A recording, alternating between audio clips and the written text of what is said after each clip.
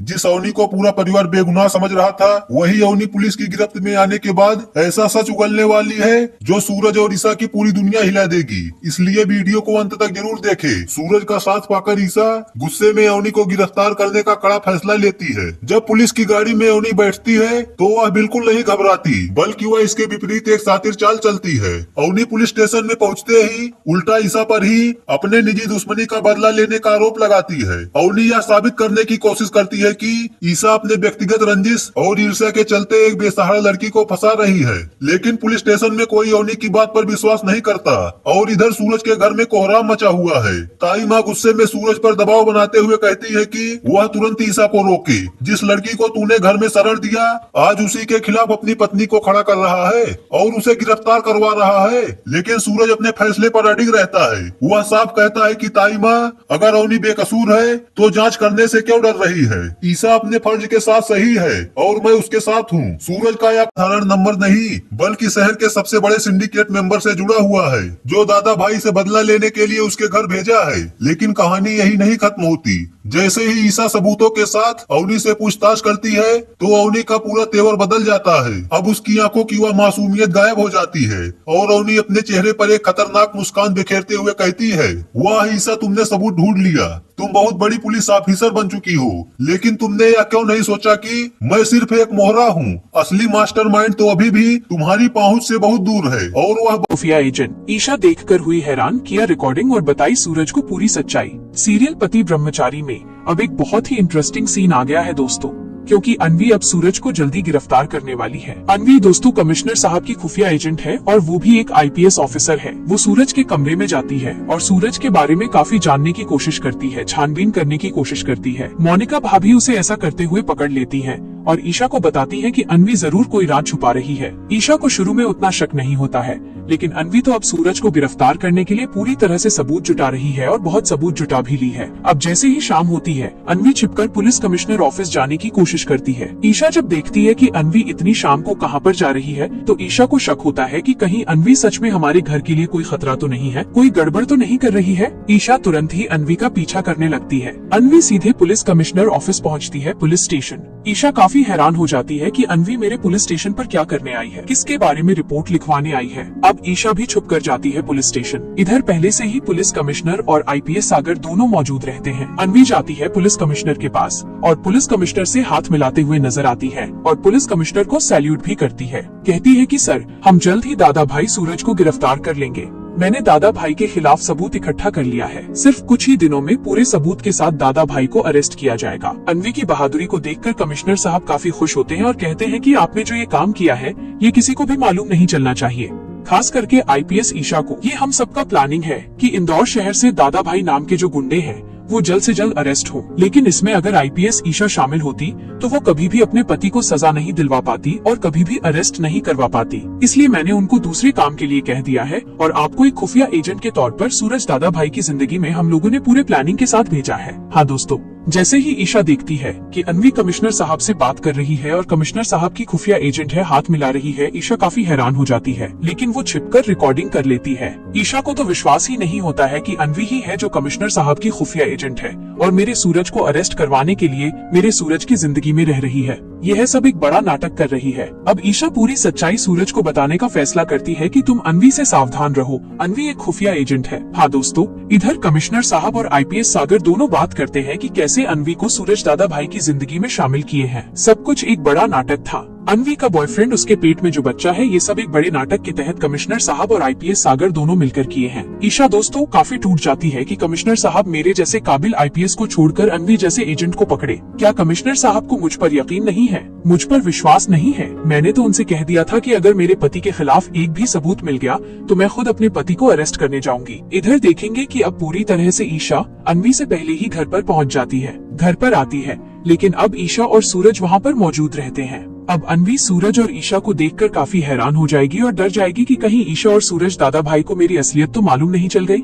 अब सूरज सवाल करने लगता है कि अनवी, तुम इतनी रात को कहां पर गई थी? ईशा भी वहीं पर मौजूद रहती है। अनवी को कुछ भी समझ में नहीं आता है कि वो क्या करे, लेकिन वो बहाना बनाने की पूरी कोशिश करती है। वो सूरज से कहती है कि सूरज, मैं अपने बॉयफ्रेंड के घर पर गई थी, उनकी माँ का फोन आया था तो मैं चली गई थी। उनकी तबीयत अचानक खराब हो गई थी, लेकिन अनवी तो सिर्फ बहाना बना रही थी। अब जैसे ही अनवी कमरे में जाती है, ईशा सूरज का हाथ खींचती है और अपने कमरे में लेकर जाती है। सूरज कहता है कि ईशा जी क्या हो गया है, आप इतनी घबराई क्यों हैं? लेकिन ईशा कहती है कि देखो सूरज, मैं एक बहुत ही बड़ी सच्चाई जान गई हूँ अनवी के बारे में। तुम समझ रहे हो कि अनवी एक बेचारी लड़की है और उसका बॉयफ्रेंड मर गया है, ये सब झूठ है। अनवी भी मेरी तरह एक आईपीएस ऑफिसर है और वो भी कमिश्नर साहब के लिए काम कर रही है, कमिश्नर साहब की खुफिया एजेंट है। मैं खुद अपनी आंखों से देखी हूँ। और अभी जो अनवी गई थी वो कमिश्नर ऑफिस गई थी। ये तुमको अरेस्ट करवाने के लिए और तुम्हारे खिलाफ सबूत इकट्ठा करने के लिए ही तुम्हारी जिंदगी में शामिल हुई है। ये सब कमिश्नर साहब और आईपीएस सागर का ही प्लानिंग था। ये दोनों कब से तुम्हारे खिलाफ प्लानिंग करके तुमको अरेस्ट करवाने के लिए ही अनवी को यहाँ पर भेजे हैं। अब ईशा की बात सुनकर सूरज काफी चौंक जाता है। ईशा सबूत भी दिखाती है सूरज को कि अनवी कमिश्नर साहब की खुफिया एजेंट है। अब सूरज को विश्वास हो जाएगा कि सच में ईशा जी ठीक बोल रही हैं। यह अनवी तो मेरे ही खिलाफ षड्यंत्र रच रही है, लेकिन इसको नहीं मालूम है कि मैं भी सूरज दादा भाई हूँ और मैं पहले भी आईएएस ऑफिसर रह चुका हूँ। अब अनवी को सबक सिखाऊंगा, उसको उसके ही जाल में फंसाऊंगा। हाँ दोस्तों, कहानी एक बहुत ही इंटरेस्टिंग मोड़ पर आ गई है, क्योंकि अब अनवी की सच्चाई मोनिका भाभी के सामने आ रही है।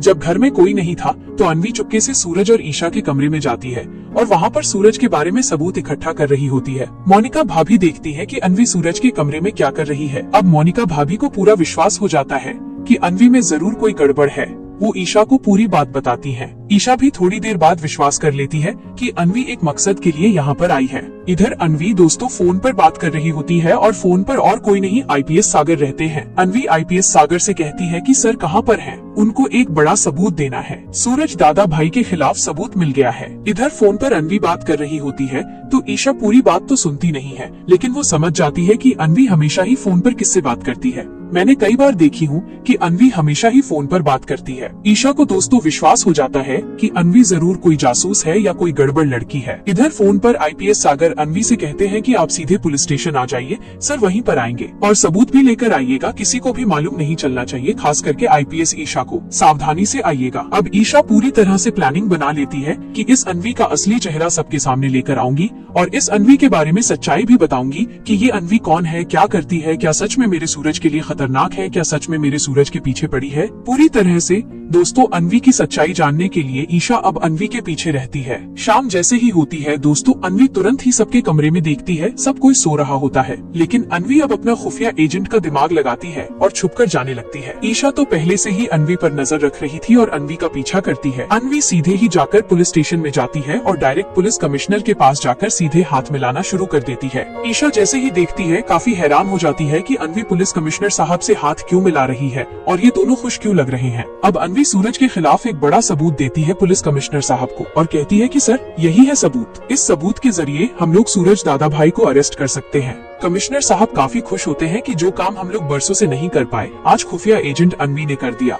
कमिश्नर साहब खुद सैल्यूट करते हैं अनवी को और अनवी भी सैल्यूट करती है। अब ईशा देख लेती है कि ये अनवी सैल्यूट क्यों कर रही है कमिश्नर साहब को। कमिश्नर साहब कहते हैं कि आईपीएस अनवी सिंह, आपने वो कर दिखाया जो हम लोग बरसों से नहीं कर पाए। ये सूरज दादा भाई नाम का गुंडा 1 साल से इंदौर शहर में पूरे लोगों को डरा कर रखा है। इसके खिलाफ हम लोगों के पास कोई भी सबूत नहीं था और मैं तो शुरू में आईपीएस ईशा को जिम्मेदारी दे दिया था, लेकिन बाद में पता चला कि खुद आईपीएस ईशा सिंह का ही पति सूरज दादा भाई है, इसलिए मैंने किसी को भी नहीं बताया। आपको इंदौर शहर में ट्रांसफर करवाया और एक खुफिया एजेंट के रूप में आपको रखा। अनवी कहती है कि सर मैं अपने देश के लिए कुछ भी कर सकती हूँ और मैं आपसे वादा करती हूँ कि मैं जल्द ही सूरज दादा भाई के खिलाफ और भी सबूत इकट्ठा करूंगी और मैं अपनी पूरी टीम के साथ सूरज दादा भाई को अरेस्ट भी करूंगी। आईपीएस सागर भी वहीं पर रहता है और वो भी खुश होता है कि अनवी ने एक बड़ा काम कर लिया है। अब ईशा की आंखों में आंसू आ जाते हैं कि ये सब मिलकर मेरे सूरज को अरेस्ट करवाना चाहते हैं। मेरा सूरज तो कोई भी गलत काम नहीं करता है, ये तो सिर्फ लोगों की मदद करता है अपने अंदाज में।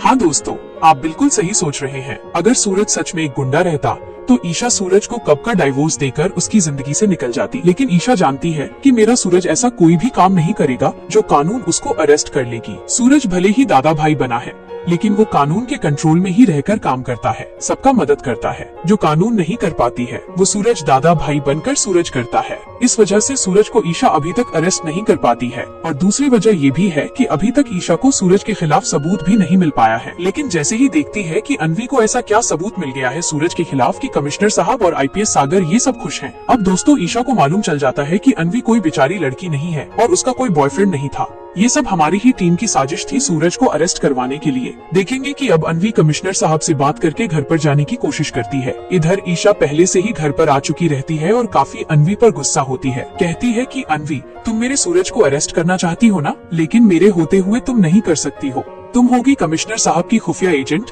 लेकिन मैं भी आईपीएस ईशा सिंह हूँ। तुमसे 2 कदम हमेशा ही आगे रहूंगी। लेकिन अब ईशा पूरी तरह से फैसला कर लेती है कि अब सूरज को पूरी सच्चाई बताएगी, सूरज को पूरा सबूत दिखाएगी कि अन्वी तुमको अरेस्ट करना चाहती है। तुम सावधानी से काम करो, कोई भी ऐसा काम मत करना जो अन्वी तुमको अरेस्ट कर ले। वहीं आने वाले महा एपिसोड में आप देखेंगे कि अब ईशा पूरे सबूत के साथ सूरज को दिखाती है कि अन्वी एक खुफिया एजेंट है और वो कमिश्नर साहब के लिए काम कर रही है। वो भी मेरी तरह ही आईपीएस ऑफिसर है, इंदौर में ट्रांसफर होकर आई है। ईशा सूरज को सच्चाई बताती है कि ये अन्वी तुमको अरेस्ट करने आई है। जिस लड़की को तुम बेचारी समझकर सहारा दिए हो, ये तुमको ही अरेस्ट करने आई है। तुम्हारे खिलाफ उसको एक सबूत भी मिल गया है। अब तुमको सावधानी बरतनी होगी सूरज। अगर तुम सच में कोई गड़बड़ कर रहे हो, कोई ऐसा काम कर रहे हो, तो मैं तुमको बचा नहीं सकती हूँ। अब तुम्हें अन्वी से बचकर रहना पड़ेगा। अब सूरज दोस्तों पूरी तरह से फैसला करता है कि अन्वी को मैं सजा दूंगा खुद और उसको उसके ही जाल में फंसाऊंगा। हाँ दोस्तों, अब सूरज ईशा की तरफ होगा और अन्वी को कड़ी से कड़ी सजा देता हुआ नजर आएगा, अन्वी को बड़ा सबक सिखाएगा। वैसे दोस्तों, आपको अन्वी के खुफिया एजेंट के बारे में जानकर कैसा लगा कि वो सूरज को अरेस्ट करने के लिए आई है? प्लीज अपनी राय कमेंट में जरूर दीजिएगा। और आप भी सूरज और ईशा के सच्चे फैन हैं, इन दोनों की जोड़ी आपको बेहद पसंद आ रही है, तो प्लीज इन दोनों के लिए मेरे चैनल को सब्सक्राइब कर ले और मेरे वीडियो को अपने दोस्तों के साथ शेयर भी कर दे। दोस्तों, आखिरकार अवनी का सबसे बड़ा झूठ सबके सामने आ चुका है। जिस राज को छिपाकर वह इतने दिनों से सूरज और पूरे परिवार को धोखा दे रही थी, आज वही सच उसके अपने ही मुंह से बाहर आ गया।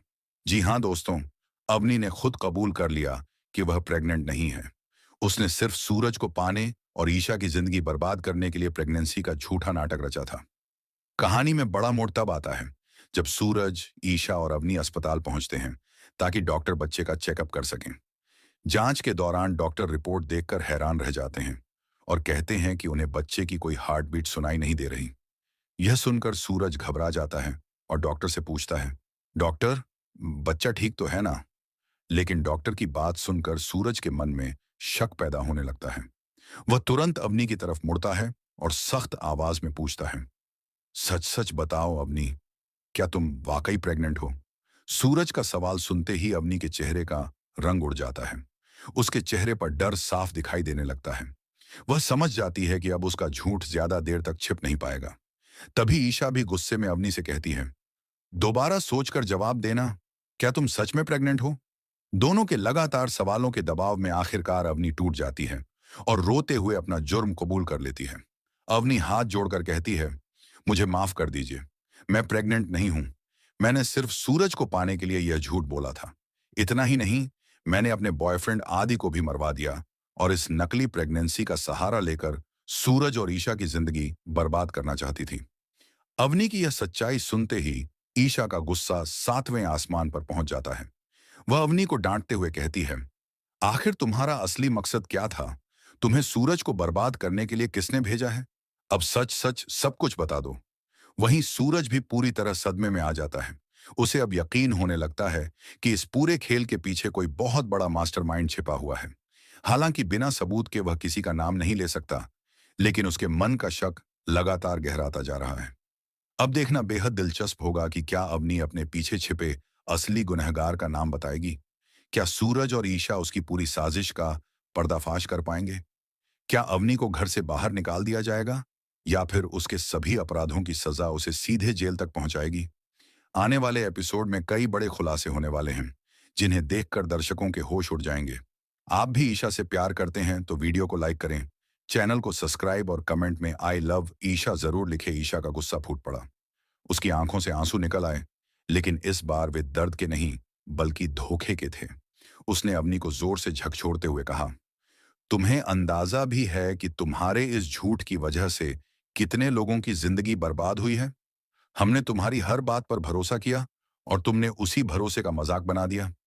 सूरज वहीं कुर्सी पर बैठ गया। उसकी आंखों के सामने पिछले कई महीनों की सारी घटनाएं घूमने लगीं। कैसे उसने ईशा पर शक किया, कैसे दोनों के बीच दूरियां बढ़ीं, कैसे पूरा परिवार दो हिस्सों में बंट गया। तभी अवनी रोते हुए बोली, मैंने सिर्फ झूठ नहीं बोला, मैंने अपने बॉयफ्रेंड आदि को भी रास्ते से हटवा दिया था ताकि कोई मेरे बारे में सच्चाई तक न पहुंच सके। मुझे लगा था कि अगर मैं सूरज की जिंदगी में हमेशा के लिए जगह बना लूं तो सब कुछ मेरा हो जाएगा। कमरे में मौजूद डॉक्टर और नर्स भी ये सब सुनकर हैरान रह गए। डॉक्टर ने तुरंत अस्पताल की सिक्योरिटी को बुला लिया, लेकिन सूरज ने हाथ उठाकर उन्हें रोक दिया। उसकी नजरें सिर्फ अवनी पर टिकी थीं। वह धीरे से बोला, यह सब तुमने अकेले नहीं किया हो सकता। कोई है जिसने तुम्हें हमारे परिवार में भेजा, कोई ऐसा इंसान जो हमें बर्बाद करना चाहता है। उसका नाम बताओ। अवनी कुछ बोलना चाहती थी, लेकिन तभी उसका चेहरा पीला पड़ गया। उसने डर कर चारों तरफ देखा, जैसे कोई उसे देख रहा हो। उसके होंठ कांपने लगे, मगर आवाज बाहर नहीं निकल पा रही थी। ईशा ने भी महसूस कर लिया कि अवनी किसी से बेहद डरी हुई है। इसका मतलब साफ था कि इस खेल का असली खिलाड़ी अभी भी पर्दे के पीछे बैठा हुआ था। उधर घर पर ताई मां बेचैनी से बार बार दरवाजे की तरफ देख रही थी। काव्या, जिसने अपने पति को खोने के बाद पहले ही जिंदगी में बहुत दर्द देखा था, बार बार भगवान से प्रार्थना कर रही थी कि सब कुछ ठीक हो जाए। मोनिका भाभी ने माहौल संभालने की कोशिश की, लेकिन उनके चेहरे पर भी चिंता साफ दिखाई दे रही थी। रिया बार बार बंटी को फोन कर रही थी, क्योंकि उसे लग रहा था कि अस्पताल में जरूर कुछ बड़ा हुआ है। बंटी भी सूरज का सबसे करीबी दोस्त होने के नाते तुरंत अस्पताल पहुंचने के लिए निकल पड़ा। वहीं पुराण भैया को जैसे ही खबर मिली कि अस्पताल में कोई बड़ा खुलासा हुआ है, वे भी बिना समय गंवाए वहां रवाना हो गए। किसी को नहीं पता था कि अगले कुछ मिनटों में जो होने वाला है वह पूरे परिवार की किस्मत बदल देगा। अस्पताल के कॉरिडोर में अचानक अफरा तफरी मच गई। एक नकाबपोश आदमी तेजी से अंदर घुसा और उसने अवनी को देखते ही जेब से छोटी सी सिरिंज निकाल ली। वह शायद अवनी को हमेशा के लिए चुप कर देना चाहता था, लेकिन इससे पहले कि वह उसके पास पहुंचता, सूरज ने उसकी हरकत देख ली। वह बिजली की तेजी से दौड़ा और उस आदमी का हाथ पकड़ लिया। दोनों के बीच जोरदार हाथापाई शुरू हो गई। सिरिंज जमीन पर गिर गई। बंटी भी उसी समय अस्पताल पहुंच चुका था। उसने पीछे से उस नकाबपोश को पकड़ लिया, लेकिन वह किसी तरह खुद को छुड़ाकर भाग निकला। भागते भागते उसकी जेब से एक छोटा सा लॉकेट गिर गया। सूरज ने उसे उठाया। उस लॉकेट पर सिर्फ एक अजीब सा निशान बना हुआ था। सूरज ने पहले भी यह निशान कहीं देखा था, लेकिन उसे याद नहीं आ रहा था कि कहां। अवनी यह सब देखकर बुरी तरह घबरा गई। उसने कांपती आवाज में कहा, मैंने कहा था ना, अगर मैंने सच बोल दिया तो वे लोग मुझे जिंदा नहीं छोड़ेंगे। ईशा तुरंत उसके पास आई और बोली, अब तुम्हें कोई हाथ भी नहीं लगा सकता, लेकिन तुम्हें सब सच बताना होगा। आखिर वह कौन है जिसने तुम्हें हमारे परिवार के पीछे लगाया? अवनी ने बोलने की कोशिश की, लेकिन तभी उसकी नजर दरवाजे की तरफ गई और उसके चेहरे का रंग फिर उड़ गया। उसने सिर्फ इतना कहा, वो यही है। और इतना कहते ही उसकी आंखें बंद होने लगीं। डॉक्टर तुरंत उसे इमरजेंसी वार्ड में ले गए। सूरज और ईशा एक दूसरे की तरफ देखने लगे। अब उन्हें पूरा यकीन हो चुका था कि मामला सिर्फ एक झूठी प्रेगनेंसी का नहीं, बल्कि एक बहुत बड़े षड्यंत्र का है। और इस षड्यंत्र की शुरुआत अभी हुई है। अवनी को जैसे ही डॉक्टर इमरजेंसी वार्ड के अंदर लेकर गए, पूरे अस्पताल में तनाव और भी बढ़ गया। सूरज की नजरें लगातार उस दरवाजे पर टिकी थीं जिसके पीछे अवनी का इलाज चल रहा था। ईशा ने पहली बार महसूस किया कि सूरज अब किसी एक इंसान पर नहीं, बल्कि उस पूरी साजिश पर ध्यान दे रहा था जिसने इतने दिनों से उनके परिवार की खुशियां छीन रखी थीं। तभी पुराण भैया भी अस्पताल पहुंच गए। उन्होंने सूरज के कंधे पर हाथ रखा और शांत आवाज में कहा, घबराने से कुछ नहीं होगा। जिसने भी यह खेल शुरू किया है, अब उसका अंत भी होगा। उधर घर में ताई मां भगवान के सामने दीपक जलाकर पूरे परिवार की सलामती की दुआ मांग रही थी। काव्या बार बार रिया को संभाल रही थी, क्योंकि रिया की बेचैनी बढ़ती जा रही थी। बंटी ने फोन पर सिर्फ इतना बताया था कि अस्पताल में बहुत बड़ा सच सामने आया है, लेकिन अभी किसी को वहां आने की जरूरत नहीं है। फिर भी रिया का दिल मानने को तैयार नहीं था। उसे बार बार ऐसा लग रहा था कि कोई नया तूफान उनके परिवार की ओर बढ़ रहा है। कुछ देर बाद डॉक्टर बाहर आए और उन्होंने बताया कि अवनी अब खतरे से बाहर है, लेकिन मानसिक रूप से बेहद डरी हुई है। डॉक्टर ने साफ कहा कि उस पर किसी तरह का दबाव नहीं बनाया जाना चाहिए। सूरज और ईशा कमरे के अंदर पहुंचे। अवनी ने दोनों को देखा तो उसकी आंखों से फिर आंसू बहने लगे। उसने धीमी आवाज में कहा, मैंने जो किया उसकी कोई माफी नहीं है, लेकिन अब मैं और किसी का साथ नहीं दूंगी। मैं सच बताऊंगी, चाहे उसके बाद मेरे साथ कुछ भी हो। सूरज ने कुर्सी खींचकर उसके सामने बैठते हुए कहा, अगर तुम सच में अपनी गलती सुधारना चाहती हो तो हमें बस इतना बता दो कि इस पूरे खेल के पीछे कौन है। अवनी ने कांपते हुए जवाब दिया, जिस इंसान ने मुझे तुम्हारे करीब आने के लिए उकसाया था, उसका मकसद सिर्फ तुम्हें और ईशा को अलग करना नहीं था। वह पूरे परिवार को एक दूसरे के खिलाफ खड़ा करना चाहता था। उसने मुझे भरोसा दिलाया था कि अगर मैं उसकी बात मानूंगी तो मुझे सब कुछ मिल जाएगा, लेकिन अब मुझे समझ आ गया है कि मैं सिर्फ उसकी चाल का एक मोहरा थी। ईशा ने गौर किया कि अवनी अभी भी किसी का नाम लेने से डर रही है। उसने शांत स्वर में कहा, डर खत्म तभी होगा जब सच सामने आएगा। जितनी देर होगी उतना ही वह इंसान और ताकतवर होता जाएगा। अवनी ने हिम्मत जुटाई, लेकिन तभी अस्पताल की बिजली कुछ सेकंड के लिए चली गई। पूरे वार्ड में अंधेरा छा गया। जब रोशनी वापस आई तो खिड़की खुली हुई थी और उसके पास एक लिफाफा पड़ा था। सूरज ने सावधानी से लिफाफा खोला। उसके अंदर सिर्फ एक पर्ची थी जिस पर लिखा था, अगर सच जानना है तो पुराने मिल के पीछे कल रात ठीक 9 बजे आना, लेकिन अकेले। सूरज ने पर्ची को ध्यान से देखा। ईशा समझ गई कि यह एक जाल भी हो सकता है। उसने दृढ़ता से कहा, तुम अकेले कहीं नहीं जाओगे, अब हम हर कदम साथ उठाएंगे। सूरज मुस्कुराया और बोला, इस बार कोई हमें अलग नहीं कर पाएगा। अस्पताल के बाहर खड़ा एक रहस्यमयी शख्स दूर से यह सब देख रहा था। उसने मोबाइल पर किसी को फोन किया और धीमे से कहा, योजना का पहला हिस्सा नाकाम हो गया, अब हमें अगला कदम उठाना होगा। इतना कहकर वह भीड़ में गायब हो गया, जबकि सूरज और ईशा को इस बात का बिल्कुल अंदाजा नहीं था कि असली मुकाबला अभी शुरू हुआ है। अगली सुबह पूरे घर में एक अजीब सी खामोशी थी। रात भर किसी की आंखों में नींद नहीं आई थी। ताई माँ पूजा के कमरे में बैठी भगवान से यही प्रार्थना कर रही थीं कि अब इस परिवार पर आया संकट हमेशा के लिए खत्म हो जाए। काव्या रसोई में सबके लिए चाय बना रही थी, लेकिन उसका ध्यान बार बार सूरज पर जा रहा था। पति को खोने का दर्द वह पहले ही झेल चुकी थी, इसलिए वह नहीं चाहती थी कि उसके भाई की जिंदगी फिर किसी नई मुसीबत में फंस जाए। रिया भी बेचैन होकर बार बार बंटी को फोन कर रही थी। बंटी ने उसे भरोसा दिलाया कि जब तक वह और सूरज साथ हैं, परिवार के किसी सदस्य को कुछ नहीं होने देंगे।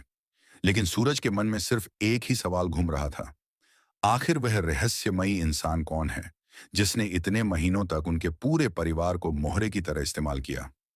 उधर अस्पताल में अवनी बार बार एक ही बात दोहरा रही थी कि उसने बहुत बड़ी गलती की है और अब वह सब सच बता देना चाहती है। ईशा उसके पास बैठी रही। पहली बार उसके चेहरे पर गुस्से की जगह इंसानियत दिखाई दे रही थी। उसने शांत स्वर में कहा, तुमने जो किया उसकी सजा तुम्हें जरूर